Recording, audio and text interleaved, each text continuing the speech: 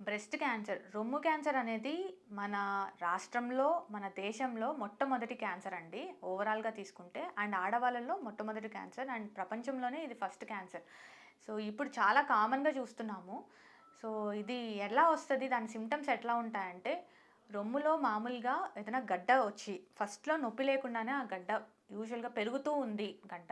లేదు అంటే చనుమనల నుంచి ఎక్కువగా డిశ్చార్జ్ రక్తం గాని, అట్లా రక్తస్రావం రావడం కానీ, సో, లేదంటే అక్కడ రొమ్ము పైన ఉన్న చర్మం అనేది బాగా థిక్‌గా అయిపోయి, గట్టిగా అయిపోయి నారింజ బత్తాయి పైన స్కిన్ ఎట్లా ఉంటది అట్లా థిక్‌గా ఆహ్, ముడతలు పడినట్టు అవ్వడం కానీ, సో, లేకపోతే బ్రెస్ట్‌లో ఒక్కొక్కసారి ఏం బానే ఉంటుంది. చంకల్లో గడ్డలు రావడం కానీ, సో, ఇలాంటి సింప్టమ్స్‌తో ఎక్కువగా బ్రెస్ట్ క్యాన్సర్ అనేది ప్రెజెంట్ అవుతుందనమాట ఎర్లీ స్టేజెస్‌లో. సో, ఇట్లా ఏదన్నా 2 వారాలు, 3 వారాల కంటే ఎక్కువగా ఏదైనా గడ్డ ఉంది, పెరుగుతుంది. ఇనీషియల్‌గా నొప్పుండదండి. తర్వాత మెల్లగా నొప్పి గూడా స్టార్ట్ అవుతుంది.